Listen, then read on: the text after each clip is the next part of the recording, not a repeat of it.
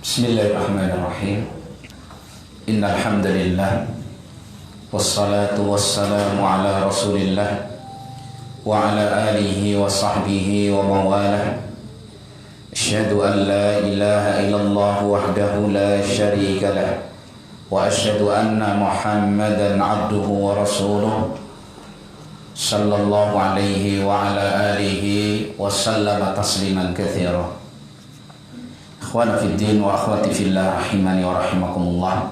Kita lanjutkan sampai masih pada poin yang kedua dari perkara yang Allah Subhanahu wa taala ridha terhadapnya, yang kalau ini tiga perkara ini kita terapkan di dalam kehidupan kita, maka akan baik agama dan dunia kita, bahkan agama, dunia dan akhirat kita. Yang pertama, anta'buduhu wa la tusyriku bihi syai'ah. Kalian ibadah kepada Allah Subhanahu wa taala dan jangan kalian sekutukan Allah dengan sesuatu apapun. Dicamkan baik-baik, dipegangi, jangan sampai pernah lepas. Berkurang saja kalau bisa jangan. Ditingkatkan terus, semakin kuat dan sempurna, di bawah itu sampai mati menghadap Allah. Man kana akhiru kalamihi la ilaha illallah dakhala al-jannah. Dalam riwayat khalisan min qalbihi dakhala al-jannah.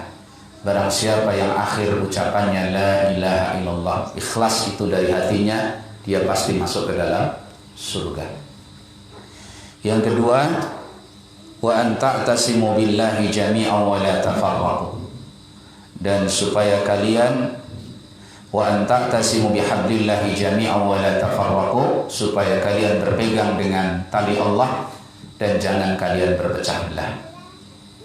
Ya, tadi berapa ayat sudah kita sampaikan. Di sana ada ayat Allah Subhanahu wa taala terakhir dalam surat Surah ayat 13. Shar'a lakum minad dini ma wassa bihi Nuha walladzi awhayna ilaika wa ma wassayna bihi Ibrahim wa Musa wa Isa an aqimud din wa la tatafarraqu fihi. Ya, Allah syariatkan untuk kalian dari agama apa yang Allah wasiatkan dengannya Nuh, Rasul pertama, dan juga yang kami wahyukan kepadamu, yaitu Rasulullah SAW, dan apa yang kami wasiatkan dengannya kepada Ibrahim, kepada Musa dan Isa. Ini Rasul-Rasul ulul azmi. Isi wasiatnya an aqimud din wa la tatafarraqu fihi. Tegakkan oleh kalian agama dan jangan berpecah belah di dalamnya. Yang dimaksud an aqimud din, aqimu usulad din. Tegakkan oleh kalian pokok-pokok agama, akidahnya, masalah iman, masalah manhaj, tidak boleh berselisih. Wala tatafarraqu fihi. Adapun masalah-masalah hukum-hukum ijtihad ma'ruf. Permasalahan kunut subuh kunut apa tidak kunut, turun sujud itu lutut dulu apa tangan dulu, setelah iktidal, ketika mengangkat kepala dari rukuk sedekah apa tidak sedekah. Ini perkara-perkara ahkam. Berbeda di dalamnya ulama kita harus lapang dada. Yang penting semuanya kembali kepada dalil-dalil yang sudah dibimbing dengannya oleh para ulama kita. Tapi masalah akidah, masalah manhaj, masalah cara beragama, cara memahami Al-Quran dan Sunnah, masalah iman, tidak boleh berbeda-beda, tidak boleh berpecah belah. Kemudian saya nukilkan kalam Syekh Abdul Aziz Ibn Marzuq At-Turaifi hafizahullah ta'ala wa rahimah dalam Fusulun fil Aqidah. Beliau mengatakan, wa ma'a kasrati sahwati wal matami kathuratil ahwa. Bersama adanya banyaknya kecenderungan-kecenderungan dan keinginan-keinginan, maka akan muncul banyak hawa nafsu. Jadi kalau keinginan itu banyak, memunculkan hawa nafsu, kecenderungan yang berbeda-beda. Ya, itu mesti. Jadi kalau sikap keinginan rakus manusia ini banyak, maka sesuai dengan jumlah itu muncullah al-ahwa, hawa nafsu, keinginan untuk menjadikannya sesuatu yang paling istimewa. Ya, Wa ma'a kasratil ahwa tanawwa'atil ara'u. Dan bersama banyaknya hawa nafsu, maka muncul pemikiran-pemikiran yang berbeda-beda. Ini sumber perpecahan itu seperti ini. Jadi hawa nafsu kalau sudah bercokol di kalangan manusia akan memunculkan pemikiran yang bermacam-macam. Nah, kalau kaum muslimin pemikirannya sudah berbeda-beda. Nah, ini apa kata beliau? Wa ma'a kasratil ara'i ta'addadatit tawaifu wal firaq.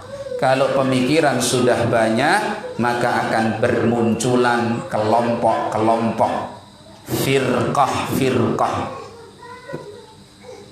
Yang satu punya pemikiran takfir, pokoknya pelaku dosa besar kafir, ya. Kemudian membuat kelompok sendiri.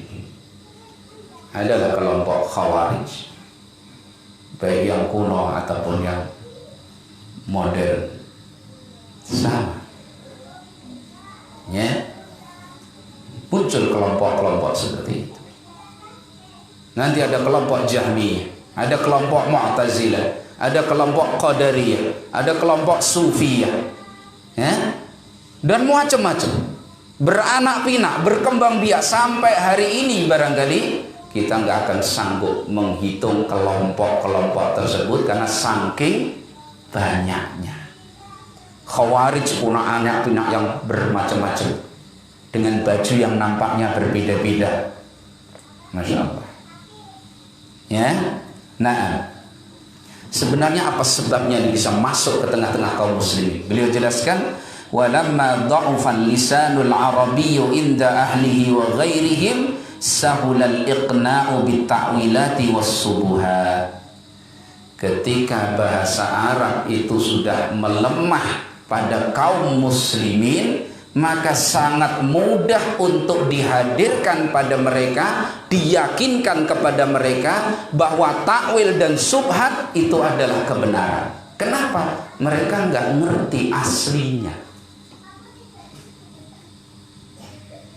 Maka lemahnya bahasa agama di tengah-tengah kaum muslimin itu merupakan pintu besar masuknya apa? Takwilat, subhat, penakwilan-penakwilan, penyimpangan-penyimpangan terhadap makna dalil-dalil agama, baik dari Al-Quran maupun Sunnah. Subhat-subhat diceburkan di tengah kaum muslimin, mudah kaum muslimin itu ditenangkan, diyakinkan, dimapankan dengan itu. Ini loh kebenaran. Lihat dulu. Nah, Masya Allah, itu realita. Karena nggak ngerti masalah. Ya. Wa ijadu taswighati minal ahadisi wal ayat. Ditambah lagi apa?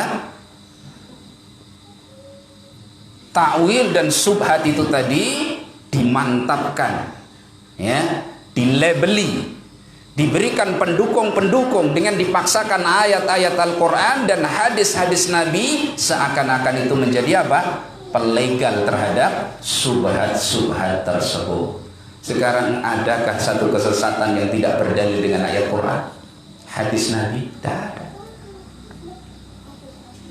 Inilah pentingnya kita mengikat pemahaman beragama itu dengan satu pemahaman yang yakin itu selamat. Ya, coba Khawarij, apa kata Nabi SAW? Khawarij dalilnya Al-Quran. Mereka orang-orang yang membaca Al-Quran, bahkan kaum qurra, ahli baca Quran. Kata Nabi SAW dalam hadis tentang Khawarij, yaqra'una al-Qur'ana, mereka membaca Al-Quran. Dalam riwayat Nabi menerangkan tentang Khawarij, yaquluna biqauli khairil bariyah, mereka mengucapkan dengan ucapan sebaik-baik manusia. Siapa? Sebaik-baik manusia siapa? Rasulullah SAW. Jadi yang keluar dari lisan Khawarij itu ayat-ayat Al-Quran dan hadis-hadis Rasulullah Sallallahu Alaihi Wasallam. Bersama itu Nabi katakan Al-Khawariju kilabun nar. Khawarij itu adalah anjing-anjing neraka. Jadi subhat mereka dibungkus dengan ayat-ayat, dilegalkan dengan hadis-hadis Nabi. Hati-hati. Masya Allah. Bahkan ada model khawar itu dari dulu sampai sekarang apa? Memisahkan umat ini dari ulamanya. Udah hadis pahami sendiri. Ada kelompok yang daurah hadis, Masya Allah itu. Jadi persis seperti Khawarij dulu. Takhiruna salatakum ma'a salatihim wa siyamakum ma'a siyamihim. Kalian, salat kalian kalau dibanding mereka remeh. Salat kalian, puasa kalian remeh. Bahkan sekarang kajian kitab kalian kalau dibanding mereka remeh. Mereka sudah daurah Sahih Bukhari, Sahih Muslim, kemudian Kutubus Sunan, bahkan Kutubut Tis'ah, semuanya sudah mereka pelajari. Ibaratnya begitu. Wah, kayak insyaAllah dipisahkan dari ulama. Nggak perlu pemahaman ulama, pemahaman dirinya sendiri. Maka nggak perlu memahami Sahih Bukhari Fathul Bari, nggak perlu. Memahami Sahih Muslim pakai Syarah Nawawi, nggak perlu ulama. Ulama mereka tidak perlu diambil. Ini sudah manqul, sudah sanad langsung sampai ke Imam Al-Bukhari.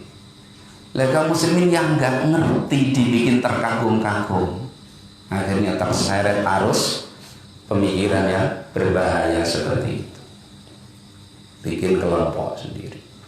Demikian juga thariqah sufiyah yang mengklaim dirinya kalau sudah sampai tahapan tertentu bisa bersatu dengan Allah Subhanahu wa Ta'ala. Itu dalilnya bukan barang ecek-ecek, ayat Al-Quran dan hadis Nabi. Di antara yang mereka pakai dari ayat Al-Quran, ayat Allah Subhanahu wa Ta'ala, "Wa ma ramaita idh ramaita walakinnallaha rama." Tidaklah engkau yang memanah di saat engkau yang memanah ya Rasulullah, tetapi Allah yang memanah. Berarti ketika Nabi memanah, hakikatnya siapa yang memanah? Allah. Berarti Allah sedang di mana? Berada di diri Rasulullah SAW. Berarti Allah bersatu dengan siapa? Dengan Rasulullah. Tidaklah engkau sakit di saat engkau sakit, tapi siapa yang sakit?